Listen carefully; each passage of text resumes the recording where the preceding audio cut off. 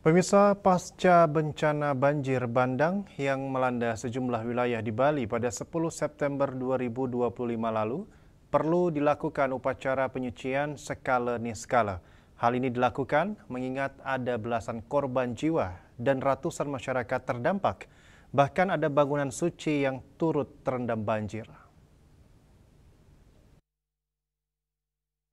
Menyikapi bencana banjir bandang yang menimpa Bali, Sulinggi Ida Resi Agung Begawan Dharma Putra Adnyana menyarankan umat maupun pemerintah melaksanakan upacara baik pada tingkatan nista, madya, maupun tingkatan utama.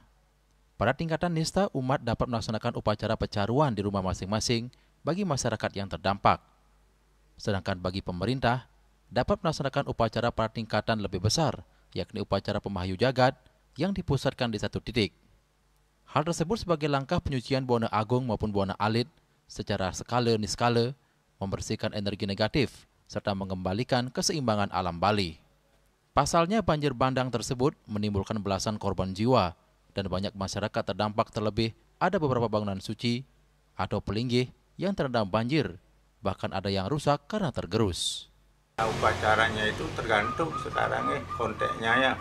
Dalam Hindu itu ada nista, madya, utama yang minimal lah ada pecaruan kalau tingkat yang lebih besar carunya apa itu, yang penting satu ada penyucian kembali untuk menormalisasi kembali. Lalu tingkatan yang lebih besar menawi yang mau pahayu jagat itu kalau dilakukan oleh pemerintah, mungkin mau sapu agung atau uraspati kalpo agung dan lain sebagainya, banyak itu tergantung tingkat yang diambil ya. Tujuannya untuk menetralisasi kembali, tapi yang lebih penting sekarang bagaimana untuk kepada yang dilakukan oleh pemerintah terhadap korban-korban yang belum ditemukan, harta bendanya sudah ya, termasuk keluarga Ratu juga kena itu ya, yang di pinggir sungai.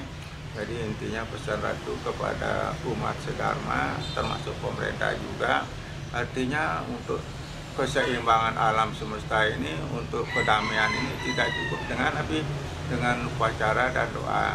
Mari kita lakukan tindakan nyata.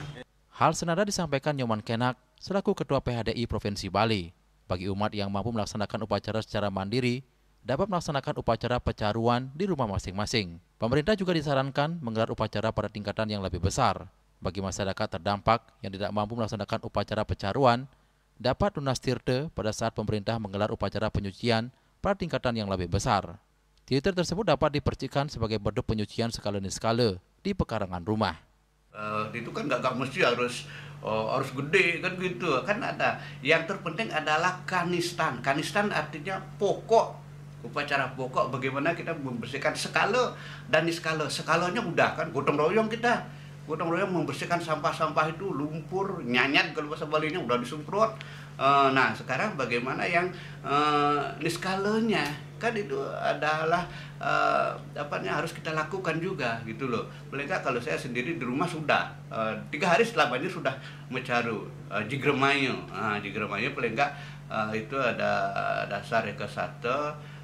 Terus sekarang di tingkat yang lebih besar lagi kan bisa menggunakan bebek ataupun mance sanak dan seterusnya. Nyoman Kenak menekankan kepada masyarakat agar memahami dan menjalankan ajaran Trihita Karana, terutama dalam menjaga lingkungan. Jangan sampai hanya menjadi jargon semata. Diperlukan aksi nyata semua lapisan masyarakat dalam menjaga alam Bali.